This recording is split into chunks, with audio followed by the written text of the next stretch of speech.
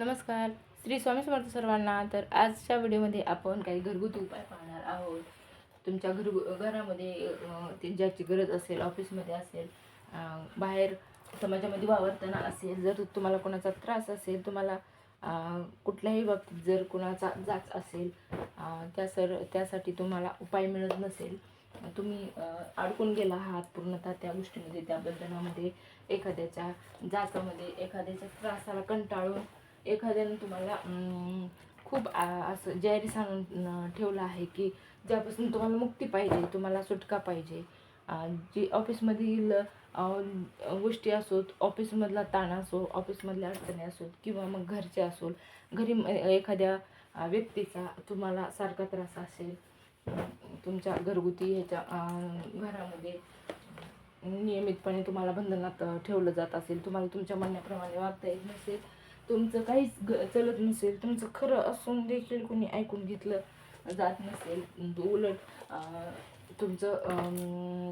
तुमच्यावर खोटी प्रकरणं लादून तुमच्यावर ज्या खोट्या कारवाया करून स्वतःचं म्हणणं खरं केलं जात असेल आणि तुम्ही काहीही करू शकत नसाल, त्यावर उपाय, तर त्यावर मी आज उपाय सांगणार आहे. हा उपाय कुठं कुठं लागू होतो, तर हा आपल्या कुठलाही त्रास असो, कुणाचाही असो आणि कुठल्याही बाबतीत असो, तुम्हाला त्यापासून मुक्ती पाहिजे असेल, म्हणजे ज्या त्रासामुळे तुमच्या स्वतःच्या मनावर बंधन येत असेल, तुम्हाला स्वतःसाठी जगताना त्रास होत असेल, तुम्ही स्वतः त्या विरोधात, त्या व्यक्तीच्या विरोधात, त्या माणसाच्या, त्या गोष्टीच्या विरोधात काही करू शकत नसाल आणि तुम्हाला आतमध्ये घुसमट होती, तुम्हाला बाहेर पडायचे त्यातून, तुम्हाला असं स्वतःचं माइंड फ्रेश ठेवता येत नसेल, सतत त्या गोष्टी डोक्यात खवळत असतील, सतत त्या गोष्टीचा तुम्हाला त्रास होत असेल, सतत तोच विचार तुमच्या डोक्यात येत असेल की नाही, हा मला त्रास होतोय, असा त्रास होतोय, या गोष्टीपासून मला मुक्ती पाहिजे, यातून बाहेर निघायचे, मला हा त्रास बंद करायचा आहे, असं जर तुम्हाला वाटत असेल आणि तुम्हाला कुठलाही मार्ग सापडत नसेल, तुम्हाला काहीही करून त्या त्रासापासून त्यावर उपाय करायचा असेल, आता घरामध्ये जसं की विनाकारणच एखादी व्यक्ती असते जी तुम्हाला विरोधात असते, तुमचं काहीच म्हणणं चालू देत नाही, काही वेळेस तो आपला स्वतःचा नवरा असतो, किंवा घरातले सासू सासरे असतात, किंवा मग कोणीही असो, आपल्या जर लग्न झाले नसेल तर आपल्या ऑफिसच्या ठिकाणी असेल, किंवा मग शेजारी असतील, शेजाऱ्यांशी आपलं भांडण असेल आणि ते स्वतःचंच म्हणणं खरं करून घेत असतील आणि आपल्याला त्यांचा त्रास होत असेल, किंवा मग कुठल्याही ठिकाणची कुठलीही गोष्ट असो, कुठलीही व्यक्ती असो, त्यांच्यापासून तुम्हाला त्यांच्या त्रासापासून मोकळं व्हायचं असेल, त्यांच्या त्रासापासून तुम्हाला सुटका पाहिजे असेल, तर त्यावर उपाय म्हणून आज मी हा व्हिडिओ बनवत आहे. तर हा उपाय मी आध्यात्मिक सांगणार आहे, कारण आपण जेव्हा स्वतः एखादी गोष्ट फेस करू शकत नाही, आपल्यामध्ये तेवढं सामर्थ्य नसते, किंवा असूनही आपण मर्जीनं वागण्याच्या समोरच्या मनाला दुखवायची आपल्याला दुखू वाटत नाही, त्यामुळे आपण ती वापर करू शकत नाही. आपण बोलू शकत असताना आपण तिथं गप्प बसतो, कारण आपल्याला नाती टिकवायची असतात, आपल्याला गरज असते त्या व्यक्तीची, किंवा त्या ठिकाणी कामाची असो, कुठल्याही ठिकाणी ते आपल्याला गरज असते, आपली काहीतरी मजबुरी असते म्हणून आपण शांत राहतो आणि आपल्याला त्यावर ती सहन होत नसते आणि आपल्याला शांतही राहावं लागत असते, आणि अशा कंडिशनमध्ये आपल्याला खूप सहन करावं लागतं, खूप डिप्रेशनमध्ये जातो आपण, आपली घुसमट होते, मानसिकदृष्ट्या खच्चीकरण होतं आणि वैताग येतो, आपल्याला जीवन नकोच वाटतंय का शेवटच्या स्टेजला एखाद्या वेळेस. तर मग अशा घुसमटीमधून प्रकार काही टोकाची पावलं उचलले जातात, आपल्याला काहीच यातून मार्ग सापडत नाही म्हणून काही निर्णय घेतले जातात. त्याच्यामुळं अशा वेळी जर कुठलाही मार्ग सापडला तर काय वाईट आहे, आपण असंही फक्त करून बघायला पाहिजे. ज्या गोष्टी आपल्याला माहिती होतात, ज्या गोष्टी आपल्याला मिळतात, आता यूट्यूबद्वारे आपल्याला प्रत्येक गोष्टीवर उपाय सहज मिळून जातो, परंतु प्रत्येकच उपाय आपण अंमलात आणतो का, तर नाही, कारण आपल्याला तेवढा वेळच नसतो, आपल्याला फक्त विचारच करायचा असतो आणि स्क्रोल करायचं असतं.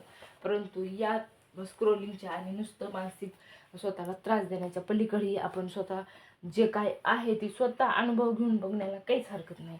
ज्या गोष्टी आपल्याला गरजेच्या आहेत, ज्या गोष्टी वाटते की नाही हे माझ्यासाठी चांगलं आहे, ते आपण यूट्यूबच्या माध्यमातून स्वतः अंमलात आणू शकतो आणि त्याचा अनुभव घेऊ शकतो. आणि आपल्या स्वतःला खरं तेव्हाच वाटतं जेव्हा आपल्या स्वतःला अनुभव येतो आणि मग आपलं पटतं. आपलं म्हणणं आपल्याला अनुभव आल्यावरच आपल्याला इतरांचं म्हणणं पटतं आणि आपण मग त्या गोष्टीच्या अवतीभोवती फिरू लागतो, त्या गोष्टीमध्ये आपल्याला रस वाटतो. परंतु आपण स्वतः अनुभव नाही घेतल्यावर मग आपण दूर राहतो त्या सगळ्या गोष्टीपासून आणि आपल्या समस्येमध्येच आपण गुंतून राहतो. आणि त्यामुळं मी आज सगळ्यांच्या जीवनात आनंद, आपल्या मनाप्रमाणे इच्छा अपेक्षा आपल्या पूर्ण व्हाव्या, सुख समाधान असावं यासाठी आणि कुणाचंही बंधन नसावं, जाच नसावा तुम्हाला. कारण गृहिणींना तर प्रत्येक गोष्टीचा जाच असतो आणि त्यांना इतरांच्या जर एकत्र कुटुंब पद्धती असेल तर त्यामध्ये सगळ्यांचं मोस्टली खेड्यापाड्यामध्ये सगळ्यांचं ऐकून घ्यावं लागतं, सहन करावं लागतं आणि आतल्या आत घुसमट होते आणि स्त्रिया डिप्रेशनमध्येही जातात, काही बोलू शकत नाहीत. त्यामुळं मग काय करायचं तर सगळ्या गोष्टीवर शेजाऱ्यांचा त्रास असो किंवा ऑफिसचा त्रास असो किंवा मग कुठल्याही बाबतीतला त्रास असो त्यावर बंधनमुक्तीसाठीचा मी उपाय सांगणार आहे की त्या बंधनातून तुमची कायमची सुटका होईल असा उपाय आहे. आणि तो उपाय म्हणजेच 100 हनुमान चालिसेचं वाचन. 100 हनुमान चालिसा तुम्हाला एका बैठकीला वाचायच्या आहेत. एका बैठकीला म्हणजे एकदा बसलो तर न उठता सलग हनुमान चालिसा वाचायचे आहेत 100. तर एक हनुमान चालिसा वाचायला 1.5 मिनिट लागतो सहसा. जर कोणाचं वाचन अगदी स्लो असेल तर 2 मिनिटही लागू शकतो. तर मग असं जर स्पीडमध्ये वाचल्यानंतर आपल्याला 3.5 ते 4 तासामध्ये या गोष्टी होऊ शकतात. जर कोणाची स्पीड कमी जास्त या वेळेनुसार त्या स्पीडनुसार आपला वेळ कमी जास्त होतो. तर ह्या एकदा वाचलेला आपण जर 100 हनुमान चालिसा संकल्प करून वाचल्या, अशी अडचण आहे तुमची, ती अडचण सांगून संकल्प करायचा की मी यासाठी या हनुमान चालिसेचं वाचन करत आहे. हनुमान चालिसाच्या हनुमान चालिसेमध्ये असं सांगितलं आहे की जो 112 पाठ करी कोई छोटी ही बंदी महासुख होई.